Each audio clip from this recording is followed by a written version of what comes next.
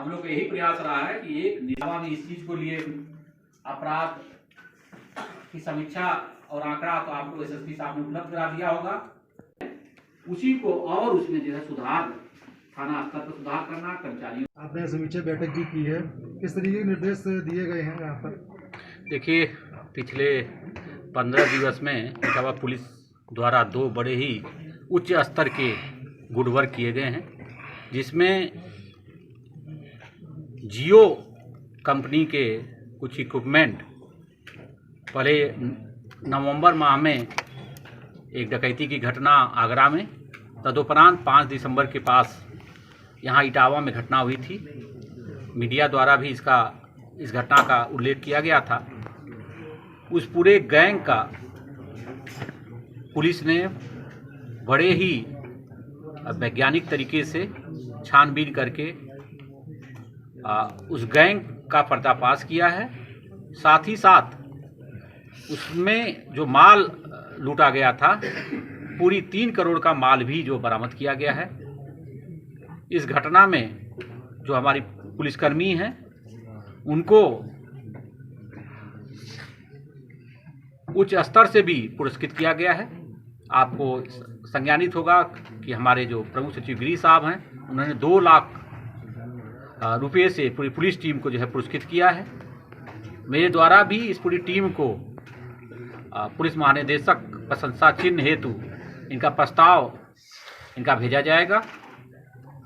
और इस गैंग में जो और लोग शेष रह गए हैं, उनको भी हमारी टीम पूरी लगी हुई है। और इस संदर्भ में आज जियो की भी टीम आ रहे हैं, उनके अधिकारी भी आ रहे हैं, और अभी संज्ञानित किया गया है कि उनके द्वारा भी आज पुलिस टीम को जो है पुरस्कृत किया जाएगा। इसके साथ साथ एक अंतर्राज्यीय ट्रकों का लूट और चोरी करने वाला गैंग भी इटावा पुलिस द्वारा वर्कआउट किया गया है, जिसमें 30 से ज़्यादा ट्रकें विभिन्न मोटर्स ऑपरेंडी से कहीं चोरी की गई हैं, कहीं अपना लूट की गई हैं। इनको भी पुलिस ने बरामद किया है। इस पूरी गैंग को पर्दाफाश किया है। इसमें पूर्वोत्तर राज्यों तक इसके लिंक स्थापित हुए हैं। इसमें हमारे परिवहन विभाग के लोग की भी भूमिका संदिग्ध पाई गई है। किया गया कि वो सभी गांव जहां पर प्रतिद्वंद्विता उभर रही है, क्योंकि कुछ ही समय में आरक्षण की जो प्रक्रिया चल रही है गांव में, वो प्रक्रिया पूरी हो जाएगी। उससे संभावित जो प्रत्याशी हैं वो लगभग स्पष्ट हो जाएंगे। इसलिए मुझे याद है कि मैं एसपी औरैया जब था तो उस समय भी पंचायत चुनाव यहाँ पर 20 साल पहले कराया था।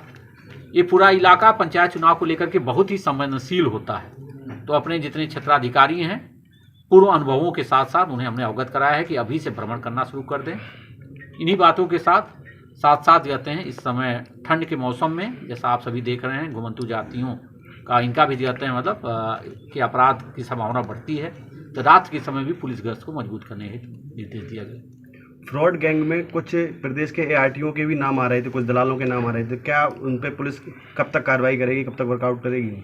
नहीं, जैसा मैंने आपको स्पष्ट कर दिया था, कहते हैं कि कोई कहीं कितनों भी पहुंच वाला हो, कोई भी कहते हैं किसी बड़े पद वाला हो, जिसने भी अपराध किया है उसके साथ हम अपना जाते हैं, उनके साथ वही बर्ताव किया जाएगा जो एक अपराधियों के साथ किया गया है कि उन्होंने ये बहुत घृणित और कहते हैं अपराध किया है और अपने पद का भी उन्होंने दुरुपयोग किया है। इसके तहत उनके खिलाफ हम शीघ्र कार्रवाई करके आपको अवगत कराएंगे। अपना आपने अभी बात कही है कि हाँ, हर जिले में 3 साल से अधिक पुलिसकर्मी वहाँ पे तैनात एक थाने में नहीं रह सकता है, उसके लिए क्या कहना है?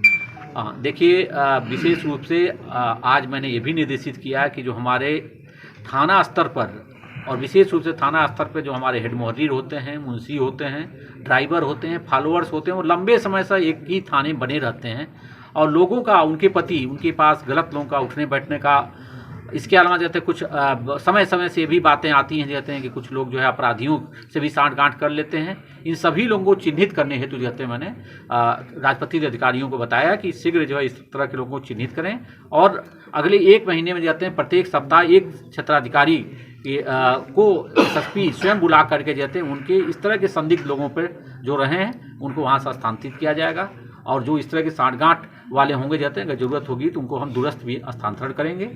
अब विशेष रूप से जो ड्राइवर्स हैं वो लंबे समय तक एक ही थाने में बने रहते जाते हैं उनके बारे में भी जाते हैं वो छोटी मोटी चीज़ों में जाते हैं पुलिस के हर तरह की गतिविधियों में संलिप्त होते हैं। ऐसे भी जो लोग हैं हमने निर्देश दिया कि 1 साल से ऊपर रहने वाले सभी ड्राइवर्स को थानों से हटा दिया जाए। ओके।